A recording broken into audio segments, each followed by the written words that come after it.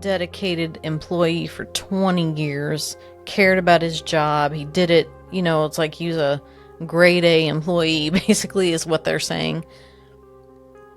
Who would be the one out of the three to come back and warn another engineer and another fireman, hey, stop the train? Oh, there's no question, yeah. And they did stop. That's the thing. They did stop. So was there something that was about to happen that if they would not have stopped could have derailed that train?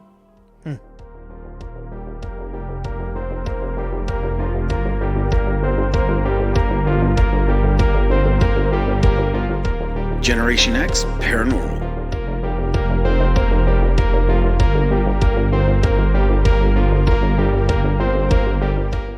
Well, hey everybody, welcome back. Hey everybody. Generation X Paranormal, I'm Logan. And I'm Nicole. So, we're going to get started with a little side story of mine. I went to the dentist yesterday. And emergency dentist. And let me tell you something. You could stick me in any place that's paranormal. I mean, whether it's got ghosts, cryptids, you could literally put, chupacabra on my lap, and I would much rather deal with that than the dentist. I don't think so. I think if we put him in a house full of haunted dolls, there'd be another story going on. Yeah, if you guys know me and dolls, we've got a history. But that being said, he's a good doctor, and anyway, it was a rough night last night, but nonetheless, crown and a filling later, here I am. So anyway, the good news is it's Thanksgiving time. It is. And it's a good thing that my teeth are fixed. I can actually eat something. Yeah, that's true. Because before, it wouldn't have worked out so good. But with it being Thanksgiving, we always try to do, some kind of holiday celebration or episode or something like that. Usually we have Arissa or somebody like that on, but with this particular holiday, I'll admit it's not one of my favorites. There's a lot of reasons why. Won't get into it too much, but it's never been a high priority holiday for me, but it is high priority for a lot of people. And we would not be the show that we are if we didn't bring you a paranormal event. Yes. And it happens to involve this particular holiday. Yes, it does. So what did you find? So I was searching. Yes. I was like, I need to find a good story for Thanksgiving to share with everyone. Absolutely. Right? So I found this article on the deadhistory.com. Let me try that again. Deadhistory.com. But whenever I go, and you should always do this, by the way, when you're looking on the internet and you find an article, you need to do your research to find out if it's actually true. Don't just take it. It was on for the truth. internet. It was on the internet. It was on the internet. It was on the internet. It's got to be true. Yeah. So I don't ever do that. I do multiple searches, try to find multiple backup information before especially sharing it with people. So, article, great story, right? Fantastic story, which we're about to tell you. But I was like, okay, I'm going to do some research. It ended up being true. So, I went to the newspaper, it was shared that this was in an article in the newspaper, okay? And it was the edition of the Thursday, December 4th, 1902 newspaper. Crazy. Of the Salt Lake Telegram in Salt Lake City, Utah, that actually wrote this article. Yeah. About what? Well, hang on one second. You're going to see a little Batman come up here every now and then. Because she showed her head for a second. For those of you who are not watching, our dog made an appearance, one of them anyway.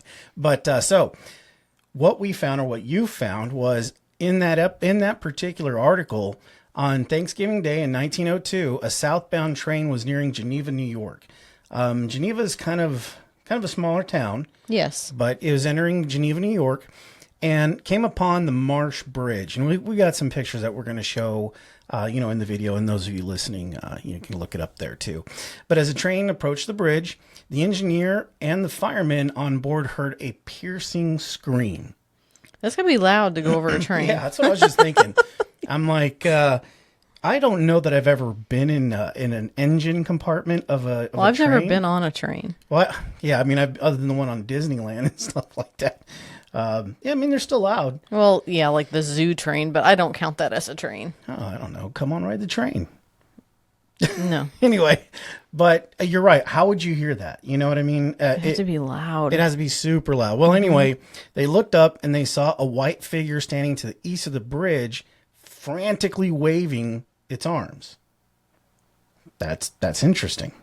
And for someone on the train, that would be like, stop. Right? Exactly. Yeah. So, of course, the engineer did what most people would probably do. They brought the train to a stop, and as he did so, they heard another scream, and the phantom disappeared right before their eyes.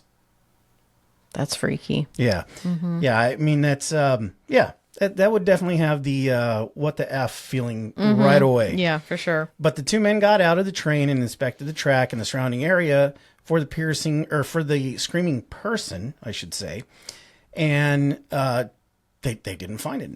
Nothing was out of place. Everything was as you'd expect it to be.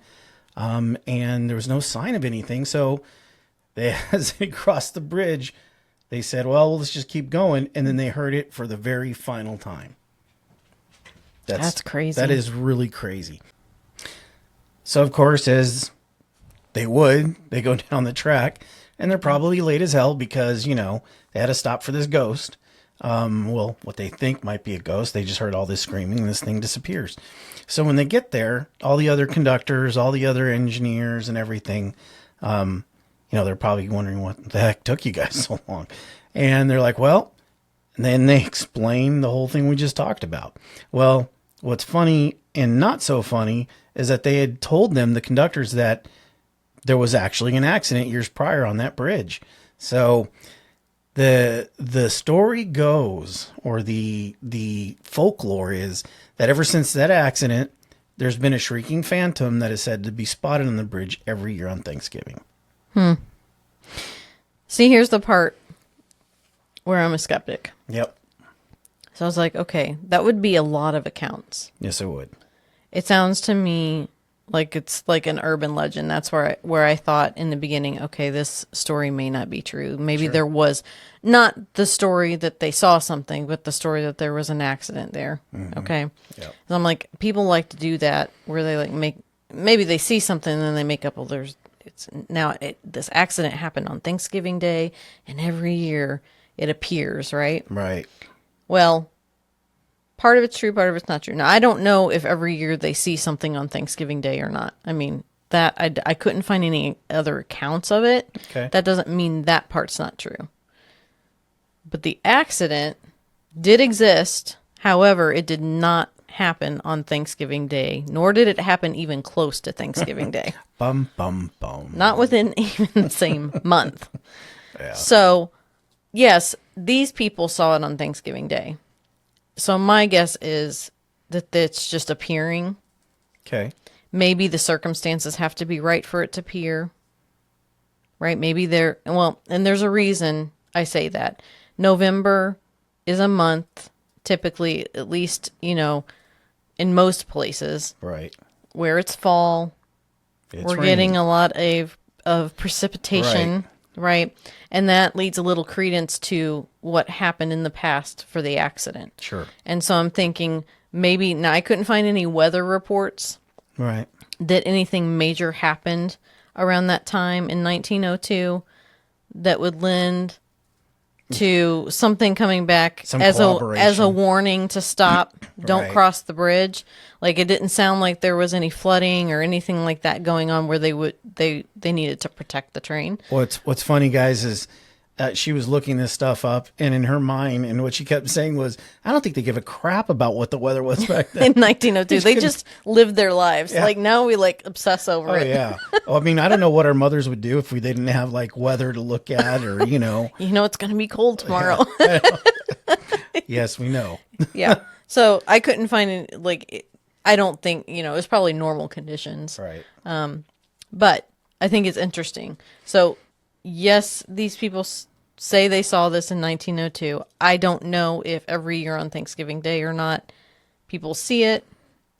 If you do and you've ever seen this, please contact us because I'm curious about that. Right. But I do know for a fact, and I mean it is 100% fact, that the accident did not happen on Thanksgiving Day. Okay. So what do we know? I spent so much time She did.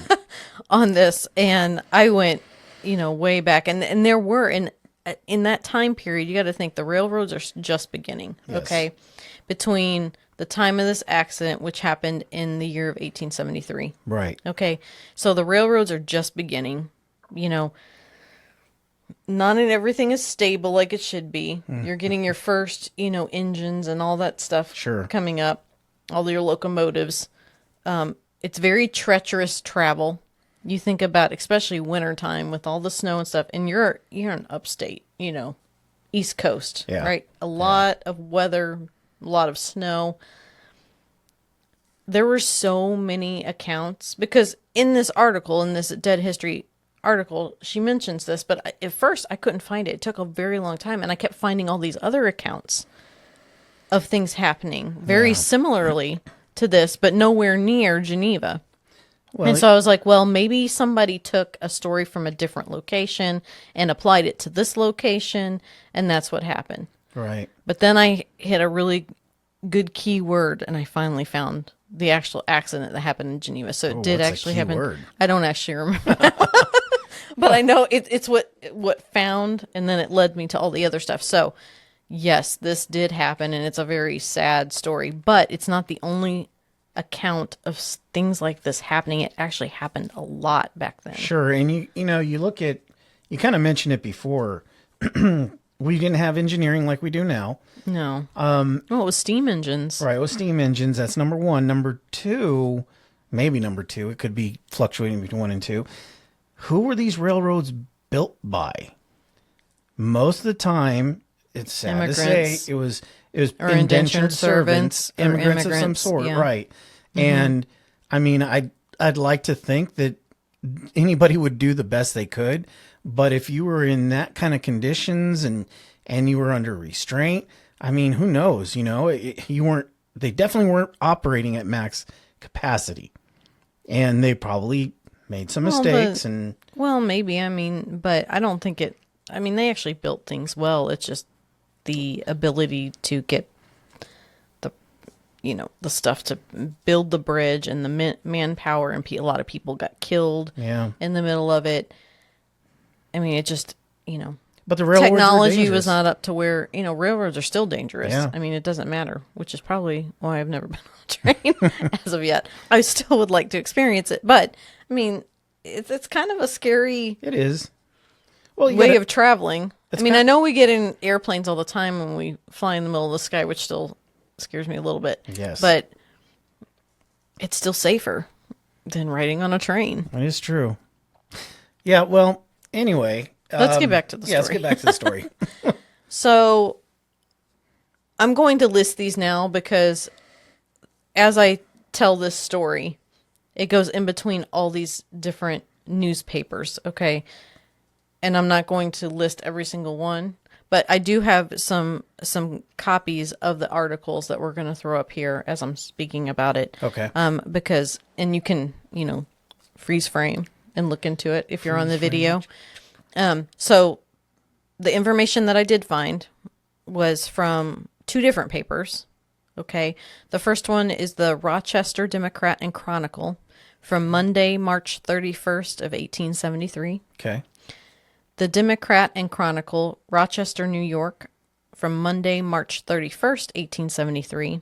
Okay. And the Democrat and Chronicle, Rochester, New York, from Tuesday, April 1st, 1873. So as you see, it's as the story's progressing. Sure. So March 31st to April 1st. Right. Basically. That makes sense. So here we go. Strap in. Yes. Okay. I'm going to break it down. There was a lot of rain. Yes. Okay. It started raining and raining and raining. And that started on Friday of March 28th, 1873. And it rained for 24 hours straight. Yikes. And I found out that it had actually snowed before this. Oh, so extra moisture. So you know what happens. Yeah. At least we do, because we Yes. live in the Midwest.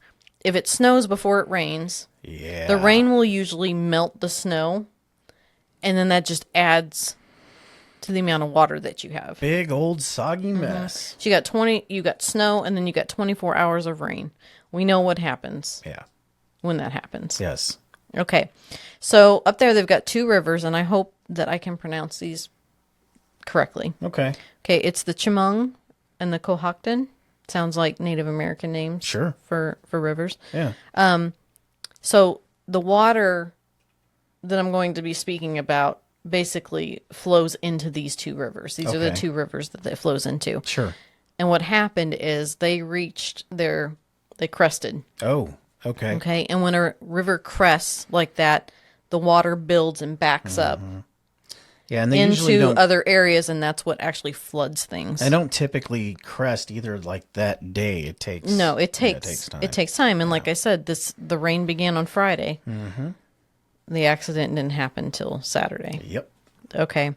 So this is going on. So you've got this is not the only, well, this is the only bad accident, but there were other trains involved in this, not in the same area, but along this track. Okay. So it was like a massive Yeah, it was problem. It was area a for this transportation issue. Yeah, for this area. Yeah, Okay. for sure. Yeah. Okay, so I'm going to talk about there was a dispatch received. Okay. At 2 p.m. on Saturday from a passenger train number 33 on Auburn Road. Okay. Okay. Now, the Auburn Road, apparently, it's still something. They Really? still use that railroad track. Oh, they wow. call it something differently now. But I guess it's recognized as one of the oldest railroads still operating in America. Jeez. Okay. So it was a significant one. It left Syracuse, New York at 7:45 p.m. on Saturday evening. Okay. Okay. So after this dispatch, at 2 p.m., no more were received that night. Okay. Okay. And they think it's because the wind and the rain, and all the stuff going on basically made the telegraph poles fall down. And so they couldn't receive any more. So there's no communication going on Right. after 2 p.m. Right. That Okay. and honestly, weather will it will have an impact on that technology of that time. Yeah, but at this time, Yeah. the True. telephone poles are just falling over because the wind and the rain were so bad. So the accident. Here's the accident. Yikes. So when I looked this up, okay, I had no idea I knew it had to be some kind of measurement, but I didn't know what it was because we're talking 1873, right? Yeah. We got other words for things. So it occurred about 60 rods. Okay. So I'm like, okay, what's a rod? So Googled it. A rod is a unit of measurement that is equal to 16.5 feet. Okay. But I think it is like a obscure, weird. That is kind of that's a very arbitrary number. So I translated this so it'd make a little bit more sense to us. Okay. So 60 rods, which is equal to 16.5 feet. Okay. Which is 990 feet or 0.1875 miles east of Geneva. So very close to Yeah, it's Geneva. extremely close. So I said it's close, but I'm like, it's 60 rods away from Geneva. I'm like, what's that mean? Yeah. Right. So it's 0.1875 miles east of Geneva. What's funny, guys, is when she was doing the research of this, I was on the couch in our living room, and I could hear her in her office going, "Honey, what's a rod?" and in my mind, I'm like, "What in the hell are you looking up?" Well, I'd never heard that before, so I had to figure it out. So very close. I mean, Right, it's almost within half a mile. Okay, so very very close. So the train's going along the track. Okay, this is another word I had to find. Yes. Okay. And for those of you who like Gold Rush and the gold shows where they're looking for gold, you'll know this one. Okay. But yeah. So it ran into a sluice. Yes. Okay, and I'm going to describe this a little bit as I'm talking. Okay. Okay. Which was about 15 foot wide, through which a rivulet called the Marsh Creek flowed into the canal, and from that into Seneca Lake. Okay. Okay, and I'm guessing the lake then into the rivers. Okay. Sure. Yeah. You got all that water. Okay. Now, The creek did not pass under the road through a culvert, but through so this is the sluice I'm talking about, okay? 2 upright walls of masonry Oh. crossed the embankment, generally 10 to 12 feet apart. Okay. So it just made Does a that make big sense? box of Yeah, so it's basically watery like nastiness. right. It's just holding the water in there. So that's the sluice. Yep. Okay, so the train's going across the sluice. It's above the tracks, right? Bad news. So what happens when you drive your car into a big puddle you see? Well, you hydroplane for sure. Yeah, so it's basically kind of like that type of Yeah. situation from what I understand. So heavy beams are laid from one side to the other on which the track for the railroad is set. Yes. Okay, so you've got upright and then you got a cross and then the tracks on top Cross of that. beams. Yeah. So the early form of a bridge, Sure. Yeah. kind of. But the water's too high. Yes. Okay. Now, here's the problem. The water probably washed the clay because they put clay behind the walls. Right. So the water probably washed that clay out. Sure. So it was fine until the weight from the train came over the top of it, and then it just collapsed everything. Big old house of cards. Mm-hmm. Yeah. Most likely, they think, it would make sense that the train was going slower because of the condition of the track. Okay. And when you slow something down, the weight doesn't go very fast. Yeah. It's there for longer, and they said it just gave away. Sure. The moment that it went across it. Yeah. And they said from witness statements as the gap was probably about 50 foot wide after they collapsed. Even if you're hauling ass on that thing and you hit that sluice, I don't care if you're doing 50 miles an hour. You're there. Well, yeah, but it made it even worse Sure. because it gave all that weight. It was just trying to hold it up. Yeah. And you got clay and you got it was a perfect storm. Sadly, basically. I think their fate was sealed. Mm-hmm. Yeah. Okay, so now it's collapsing, 50 foot wide. So the locomotive is in the very front.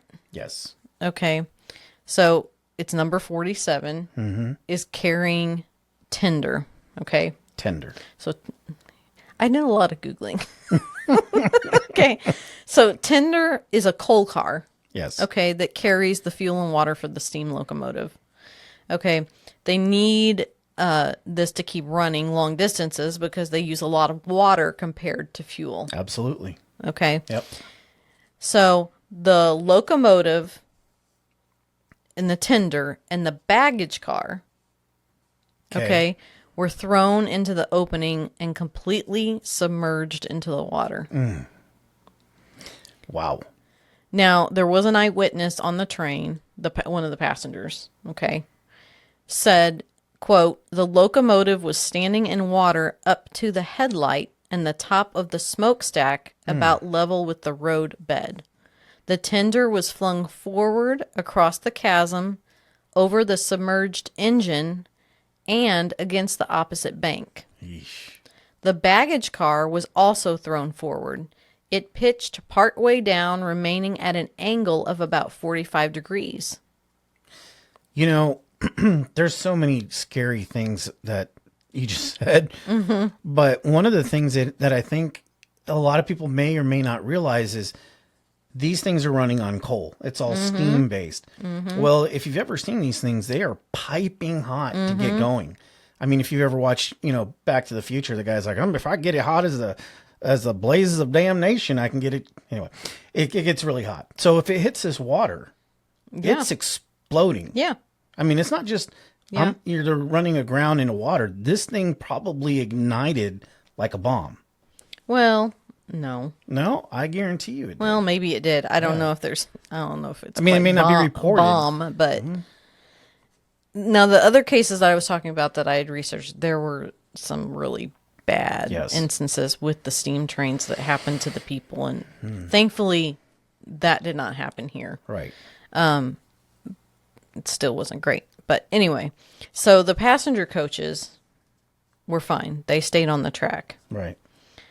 Now, there was, I think they said the drawing room car was on the edge. So it's like the first three kind of fell in, and then it's just kind of teetering.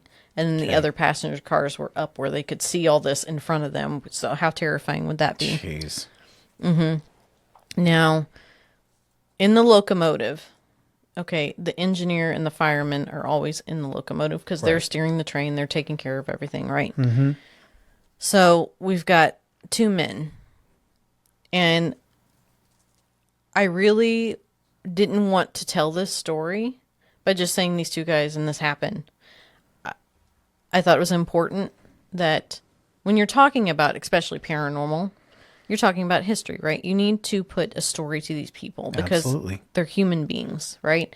And you got to find out why they could possibly find a reason to come back and do something, okay? So we've got an engineer. His name is Ignatius Buelte. Okay. I think that's how you say it. And fireman Augustus Sipple. Okay, so at this point, they're missing. Okay, nobody can see them, nobody, anything like that, right? Yeah. As the rescue mission is coming, they took all the passengers and transferred them to Geneva and put them up in a hotel or in the village closest to wherever they are, if there's a village between there and there.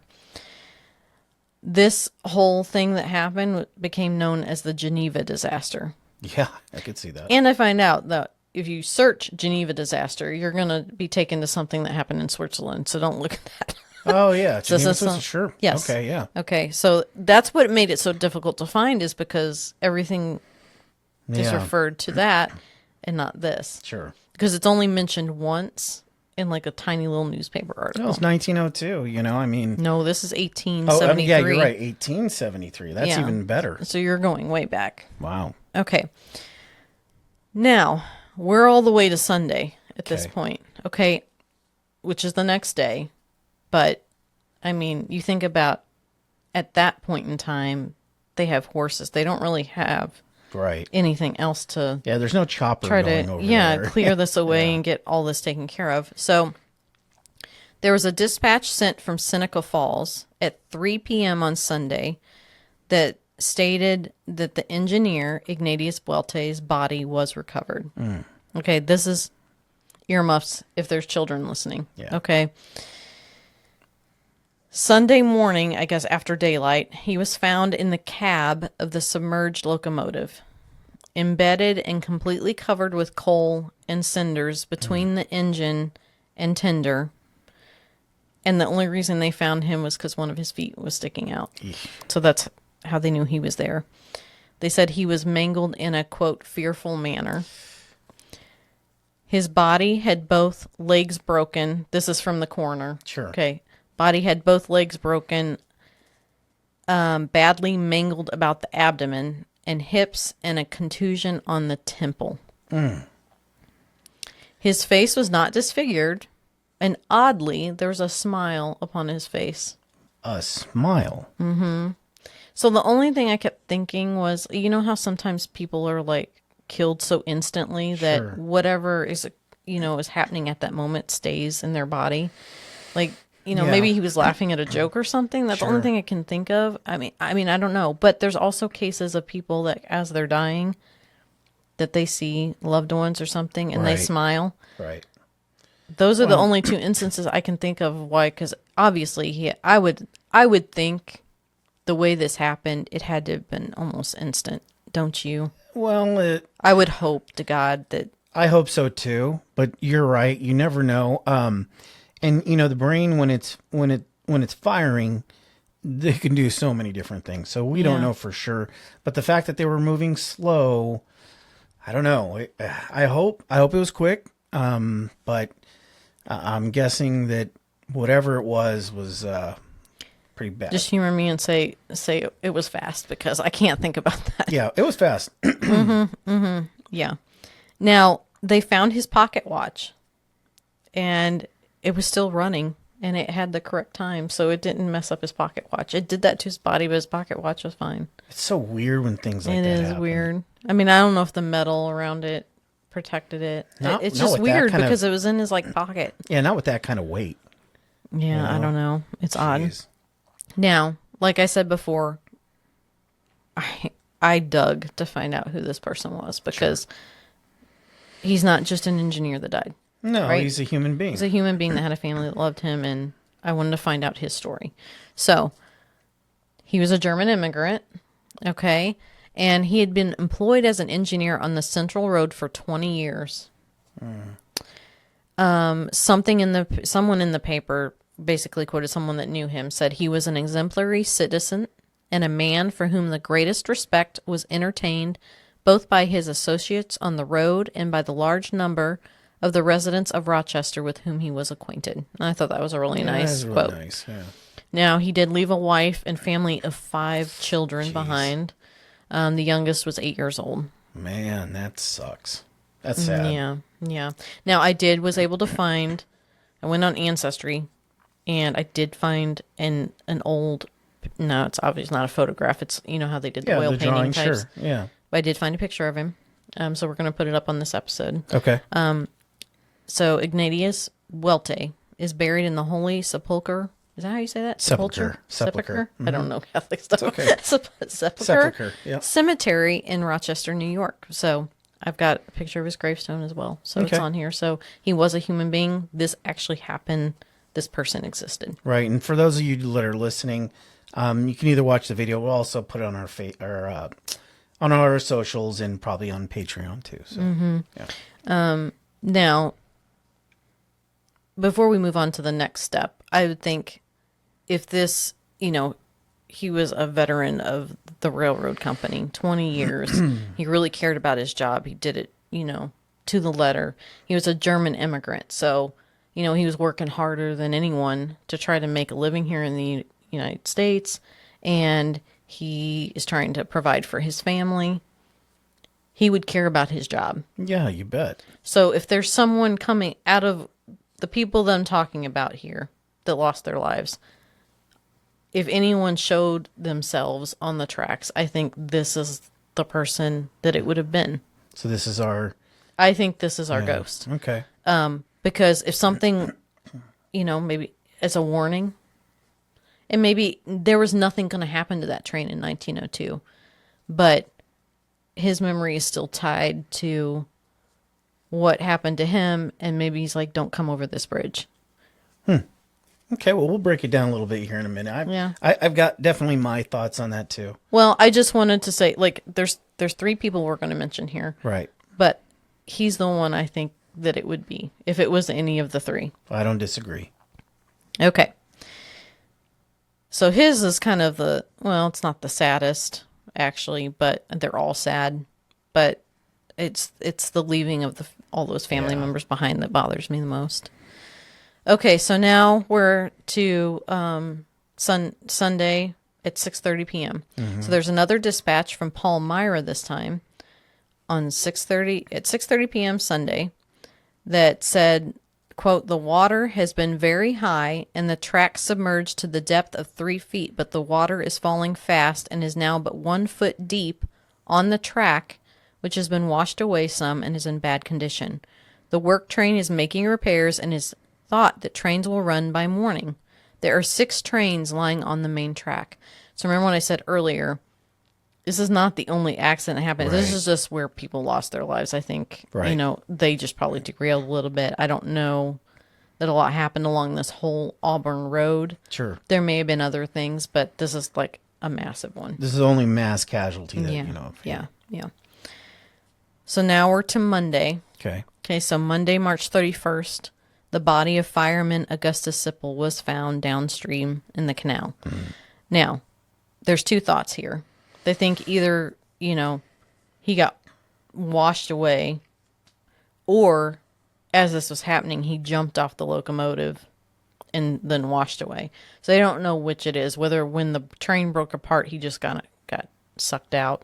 Yeah, 6 and 1, half a dozen the other. Who knows? It could have been other. Yeah. There's no specific witness that said they saw that, but there's people guessing that he jumped out. But I'm thinking in the middle of falling off, that would take a lot. My guess is he was killed in that general area and got washed away. That's what I think too. Yeah. Now we're gonna focus on Augustus here. There's not a lot of information about him, and I figured out why, and it took a long time to figure out why. So he was born in Syracuse of German immigrants. Okay, so he was, first year American. Right. Okay, and he was only 19 when he died, which is why I couldn't find a lot on him. He hadn't, been involved in a lot of stuff, but he left behind his parents who had not been married yet, anything like that. So he was very young.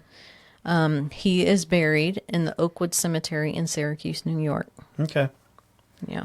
And then I don't remember if I found the gravestone of him. I think I did, maybe. Okay. And it's on here, but we'll put that on there. Okay. Now, I thought that was going to be the end of it because in the article that I had originally found, it just talked about the two of them. Right. But then, and I didn't just like find little things and pick them out. Like I read every single newspaper article from start to finish because I'm like, they always, can hold more information in there. Ladies and gentlemen, she is the authority behind this particular story. I'm just going to let you know right now. Well, I got really into it because when yeah. it involves like, human beings dying, it's like I want to do properly, right? And that's the right thing to do. Yes. So at the end of one of these newspaper articles, they're talking about all this stuff. And then there's just a tiny little paragraph that mentions, oh, by the way, there's a possible other person, this name of this guy that we think died here, but he wasn't on the train. And so I was like, now I got to go digging some more. This is why it took me forever. So they said in the article it's possible that a resident of Geneva by the name of Patrick Judd also lost his life after this accident of the train. They said he is reported to have gone toward the scene in an intoxicated condition and has been missing since that time. So there's never any update on this Patrick Judd. Nothing's ever said. I searched and searched and searched for days after, months after the newspaper article. Nothing said about him again. And I'm like, okay. They may not find his body, but if he's gone, he's gone. Sure. And you'd think there'd be something. So I had to go searching for a Patrick Judd with no information whatsoever tied to anything but that area and that date, like a death date. Right. And you know how many Patrick Judds there are? I was just thinking in that time how period? How many could possibly be around? Well, there's a lot because you're talking about a time when there's a lot of immigrants Sure. that have very similar names. Okay. Okay. And as I'm thinking, okay, he's intoxicated. That was like, okay, he's probably older. He's probably not a young kid. You would think. He's probably older. So I run across military records. Yeah. So here we go. I figured it out. Patrick did exist. He did die. Now, I don't know if he was intoxicated, but most likely. But he somehow wandered near this area or was walking. I don't know if he's walking under. I don't know what happened. Near the water, what happened, but it took him out. And I think washed him away and killed him. Sure. And if he was intoxicated, it would make sense. He wasn't functioning well. Yeah, but I think I have a reason for the intoxication. Okay. So Patrick was an Irish immigrant, okay, and he fought for the Union in the Civil War Okay. in Company E of the New York Infantry. Now, I did find a couple different things. I found the muster roll, and we're going to put it up here, and I also found an application for a headstone for him. Oh, geez. For the death date of this date. For the time of the accident. So it's the same. It's got to be the same guy. Now, he fought. So I looked up, that Company E of the New York Infantry. And so in the time period that he was in the war, he would have been at Gettysburg. Yep. Fought at Gettysburg and survived it. So that's Yeah. a big deal, right? Sure. And being a vet, when you're faced with those sort of things, unfortunately, and I hate it, but that does come into play. There's a lot of vets. Anyway, people who have suffered a massive, disaster or anything like that, they get PTSD and things like that. And unfortunately, self-medicating is a pretty big thing. Well, with it, so. yeah, and there's another reason for that. He was also a prisoner of war. Oh, there you go. Okay? Yeah. So he fought at Gettysburg, which we all know the devastation that happened there and what happened.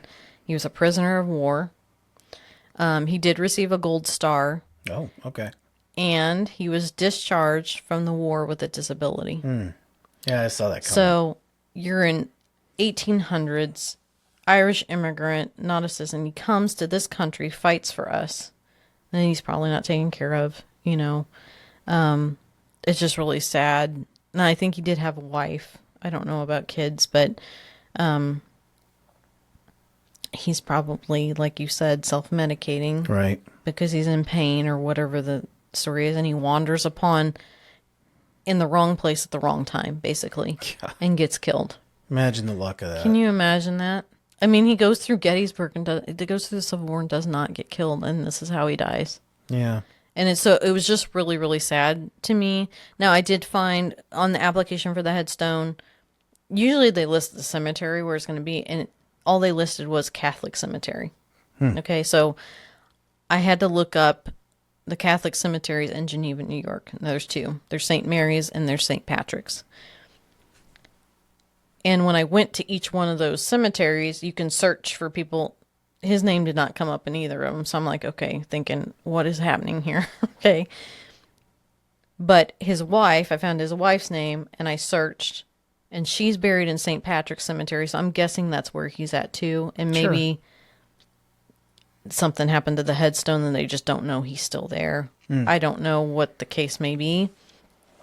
But I'm going to guess that he's buried in St. Patrick's Cemetery in Geneva, New York. There's a very good chance of that. Yeah, that's what I'm thinking. But I can't say for 100% certainty, but that is my educated guess. I would think so. I mean, if they're Catholic, they're going to be buried most likely together because they're married. And, I mean, it makes perfect sense. So let's go back to our Thanksgiving Day ghost. Now that we know the story and what happened. Let's break so we it got down. 3 people Yep. that we know for sure. Now, I'm going to guess you got a lot of years between 1873 and 1902. There's probably more train wrecks. Maybe not in that specific spot, but in that area. So could we be talking about someone that we haven't even discussed? Absolutely. Sure. But out of the 3, you've got a vet that probably didn't even know where he was when he passed away. You know? Why would he care what the train was doing? Is that enough reason for him to come back and stop the train? Probably not. Yeah, I don't think so. And I got to think too that, and this may be a rough thing to say, but quality of life was probably not great for him. No. But he doesn't have a tie to the railroad. Right. So he has no tie to it. So, I mean, why would he want to hang around there? Exactly. Yeah. And then the next one, the fireman. Okay. He's a young kid. And while it's tragic and it's sad, he was just starting out. Yeah. Would it be enough for him to want to spend his time and come back? Possibly. I mean, we can't say for sure. That's why I said I think it's the engineer. He was dedicated employee for 20 years, cared about his job. He did it, you know, it's like he's a grade A employee, basically, is what they're saying. Who would be the one out of the 3 to come back and warn another engineer and another fireman, hey, stop the train? Oh, there's no question. Yeah. And they did stop. That's the thing. They did stop. So was there something that was about to happen that if they would not have stopped could have derailed that train? I mean, they were able to continue on, so it doesn't seem like it, but we don't know. Well, and then you got to think about, this is real deep into it, but the dimensions and things like that. So, I mean, if the ghost does this whole interdimensional travel type thing, if you buy into that sort of thing, maybe it's seeing something in the dimension that they're in that's not actually in existence. I don't think so, because I think the frantically waving its arms. Yeah, no, it knew. I mean, in every movie you've ever seen, right? That's what they do. They stand in front of the train. Yeah. And they wave their arms like that. Yeah. And to get it to stop. Yeah. So that's why, like, it thinks like it's aware. It's definitely not residual. Because that wouldn't make it. Now, just the scream maybe, would that, I could see that being residual from the accident. But the seeing like a figure and the waving the arms. Yeah, I mean, I got to admit, it was always my first choice too. For what? The For engineer? him, the engineer. Yeah, I think so. You're right in the sense that, he cared very deeply about his job. He would have cared very deeply about the passengers. I mean, it was his entire responsibility. Yeah. So he is probably going to have that, I guess, that same responsibility going forward. And obviously, well, at least I would think in this case, this is not a residual, No. which makes it even more interesting. That's what I said. The screaming could be, but the screaming tied with seeing the figure waving its arms, that is definitely something trying to warn you. Yeah. I'd be awfully interested to find out what the geological thing is in that area. Yeah, I don't know for Plus sure. the running water. Well, you got the running water. Yeah. Period. Now, we do have a picture of the bridge currently, Right. but it's not in use anymore. They don't really use it. That, and I'm sure it's been changed quite a bit. Well, it's since that changed. I time, mean, they so- had to. I mean, it's all raised up now Right. for obvious reasons. Yeah. But it would not. This is not the foot of what it would have looked like. I Right. mean, it would have been much lower, and they've built up masonry, and they've done change. I'm sure the water flow has been changed, and Oh, yeah. all that stuff. So you're going to look at this picture and be like, how did that happen? Trust me, it's Right. completely Not different. the same. Yeah, completely different. So what do you think? About what? You think it's haunted? I think, yes, it has all the conditions are right for it. I think it's very possible. I mean, for them to write, and think about this, in 1902, for them to write True. a whole newspaper article about an engineer and fireman on a train seeing a ghost on the tracks, That's true. it had to be something that wasn't just like, and they didn't really do that back then. Like, that would be something you wouldn't really want to talk No. about. Well, then you'd scare the hell out of people trying to take the train. So I think that what they reported, as far as those men seeing it, that did happen. Sure. Or at least they thought they did. Yeah. And for a scream, for them to hear it over the train in the first place is significant. I don't know that it happens every Thanksgiving Day. They say that, but I Right. think that's part of the lore. That stories get built up. But I would be curious to know if it's ever been seen again or heard again. But like I said before, I think the conditions have to be right. Probably raining, most likely. Well, and if there's no train that passes over that bridge anymore, there may be nothing. That's Because true. the whole point of him being there was to save the train. Well, that's where you guys come in. Because we are not in Geneva, New No, York, or I've Geneva, never been to New Switzerland, York. either one of them. Tell us, do you guys know about this story that are in that Mm-hmm. area? What do you guys think? I mean, it's very viable. Yeah. And if you're in that location, please reach out to us. Let us know, hey, I know about this, or hey, this is all a bunch of BS, or whatever it is. It's not a bunch of BS because she spent forever researching this thing. Well, the story, I mean, No, the I know, accident I know. happened. Yeah, I know. Yeah, I know what you're saying. Right. My hope is that because there's not really any trains running over that anymore, that his soul is finally at rest and he has Sure. moved on. Yeah. And he doesn't feel the need to stay behind and watch out for the train. He's no longer on watch. No, because he did his duty. And I can't even think about what happened to him. It bothers me. It's awful. Mm-hmm. Well, guys, again, tell us what you think. Leave your comments. Oh, by the way, happy Thanksgiving. Oh, yeah. Happy Thanksgiving. Go eat some turkey now. But mostly, let's just, for Thanksgiving, it's all about being thankful. being thankful for what you have, for the people in your life. And more than anything, these paranormal stories are about living people that have passed. Yeah. The majority of them. And so we don't want to focus on them after they're already gone. Yeah. So use this time. And I know dinner with family sometimes is a challenging thing for people. Mm-hmm. We personally love it. You know, we get along with our family wonderfully, so we have a good time. But I know for others it can be a huge challenge. Yes. But you can sacrifice that couple hours, spend time with them, because once they're gone, then you're spending a lot of money on extensive paranormal equipment to try to speak to them. And we don't want that. It is Honor expensive. them, spend time with them while they're Yeah, here. for sure. Yeah. On that note, guys, thank you very much, and we'll see you next week. Happy Thanksgiving. Happy Thanksgiving.